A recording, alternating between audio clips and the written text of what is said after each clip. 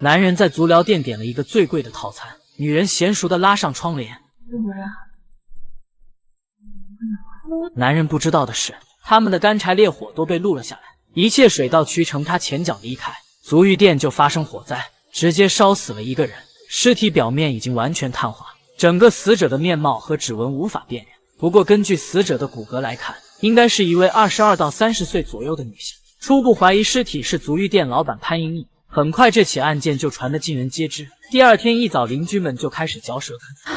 我听人家说，是那足疗店小姐啊，做鸡的时候被自己姘头发现了，把人杀了，然后放火。谁知董老板一听，立马心虚地躲回了自己的办公室，因为昨天去光顾潘莹莹的正是他自己。昨夜的激情还历历在目，可整个过程并未见到所谓的姘头。董老板忍不住感叹：谁这么大仇恨，把潘莹莹烧得干净？就在他百思不得其解之时，秘书给董老板送来了一封信，里面装着一张字条和一张光盘，字条上赤裸裸的威胁，让他瞬间有种不好的预感。他立马播放光碟，活色生香的画面映入眼帘，董老板顿时吓得头皮发麻。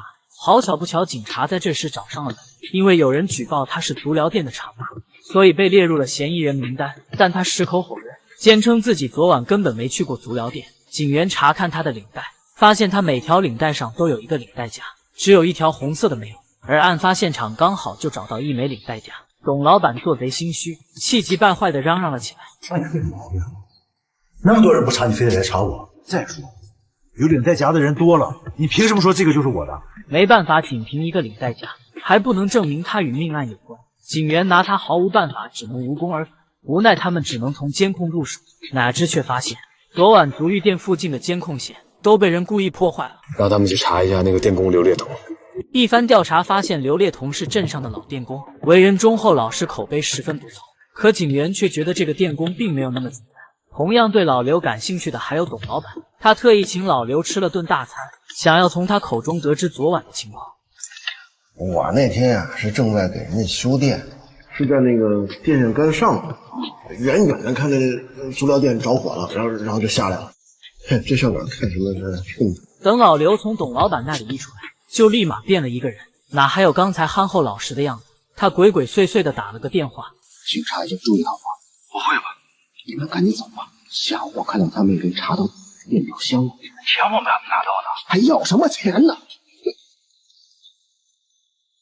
再不走就来不及了。果然没过多久，警方就从刘烈彤的住处发现了一张电费缴纳单，上面高昂的电费引起了女警的注意。就当他正准备调查此事时，足浴店房东却跑来举报，说是足浴店闹鬼。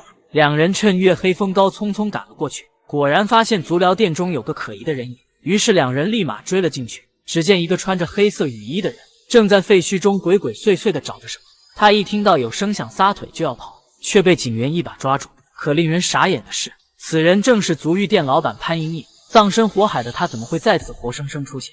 店里被烧焦的尸体到底是谁？我都说了多少遍了，我不知道。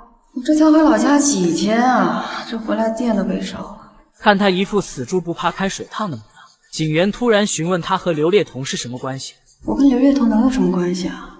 他一个修电的，我一个开洗脚店的。